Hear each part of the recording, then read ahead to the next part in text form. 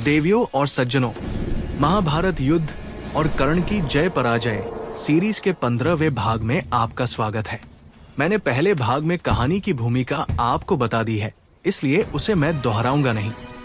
यदि आप इस सीरीज का पहला भाग देखना चाहते हैं तो मैं डिस्क्रिप्शन बॉक्स में लिंक दे दूंगा, आप उसे देख सकते हैं। देवियों सज्जनों, आज हम लेकर आए हैं महाभारत के कर्ण पर्व का रहस्यमय और रोमांचकारी अध्याय 89 से 91 में कर्ण और अर्जुन का महासंग्राम। कथा सीरीज का भाग 15 का छठा भाग। आप गीता प्रेस के महाभारत को पढ़ें, जो उसमें लिखा है वही मैं आपको बता रहा हूं। मैंने अध्याय की संख्या को बता दिया है, आप उसे जरूर पढ़ें और तब विश्वास करें।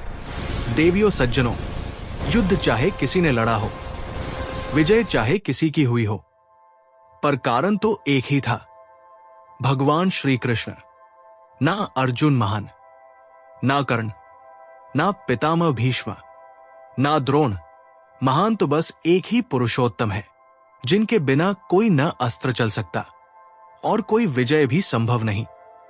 महाभारत के अंत में सबको यही भ्रम हो गया था, मैंने जीता, उसने हारा, मैं विजयी हूं। पर जब साक्षी बर्बरीक से पूछा गया, बताओ युद्ध में कौन जीता, तो बर्बरीक ने कहा, मुझे तो युद्ध भूमि में सिर्फ एक ही पुरुष दिखा, जो अपने सुदर्शन चक्र और त्रिशूल से सबका सहार कर रहा था। अब आप स्वयं समझिए, वो चक्र किसका है, वो त्रिशूल किसका है। युद्ध के पार सत्य यही है, महान कोई नहीं, महान तो बस भगवान है। इसलिए महाभारत के महानायक एकमात्र भगवान श्री कृष्ण है और कोई नहीं। जय श्री कृष्ण।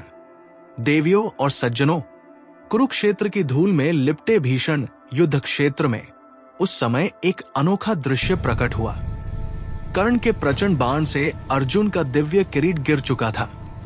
इंद्रदत्त वो मुकुट, जो सूर्य, चंद्रमा और अग्नि की किरणों की तरह जगमगाता था, धरती पर गिरते ही ऐसा प्रतीत हुआ मानो स्वयं अस्ताचल सूर्यलाल अग्नि बनकर पृथ्वी को छू गया हो। किंतु देवियों और सज्जनों, अर्जुन उस दिव्य मुकुट के बिना भी एक नील पर्वत की तरह तेजस्वी दिखाई दे रहे थे। शत्रु के प्रहार में उन्हें तनिक भी वेदना न हुई। उन्होंने शांत मन से अपने खुले केश सफेद वस्त्र से बांधे और युद्ध भूमि में पुनः खड़े हो गए।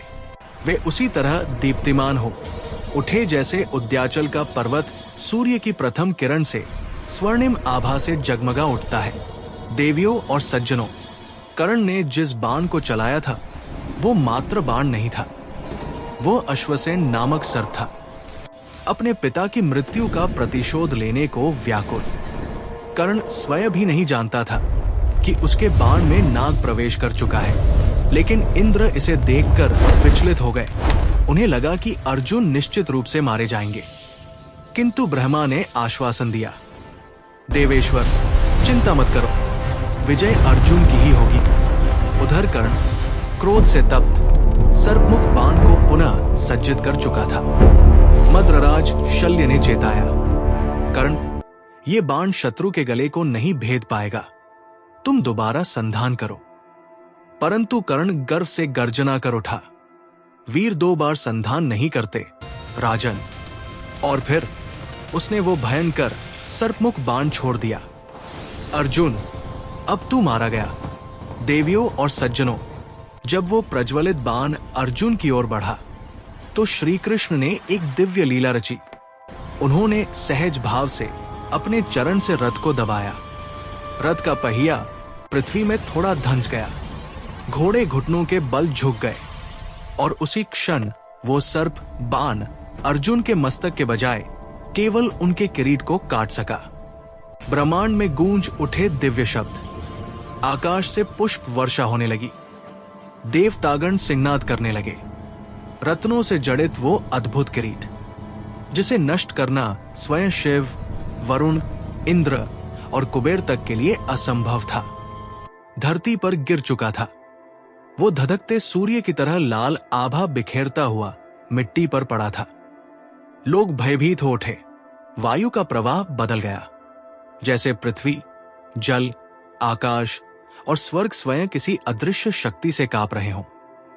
देवियों और सज्जनों, ये वो क्षण था जिसे देखकर स्वयं देवता भी हतप्रभ रह गए। मुकुट गिर गया था, पर अर्जुन का साहस नहीं। चेहरे पर धैर्य, हृदय में तेज और हाथों में विजय का विश्वास। ये दृश्य कर्ण को जितना प्रचंड बना रहा था, अर्जुन को उतना ही अड़ेग। और यहीं से इस महायुद्ध का निर्णायक मोड़ आरंभ होता है। देवियों और सज्जनों, इस छठे भाग में हमने देखा कर्ण के सर्पमुख बाण का रहस्य, अर्जुन के दिव्य किरीट का पतन और श्री कृष्ण का वह दिव्य हस्तक्षेप जिसने महाभारत के प्रवाह को सदा के लिए बदल दिया। अगले भाग 7 में युद्ध और भी भयंकर रूप ले लेगा। बाणों, अस्त्रों और नियति का वो टकराव जिसे जानकर आप स्तब्ध रह जाएंगे। तब तक के लिए जय हिंद, जय श्री राम।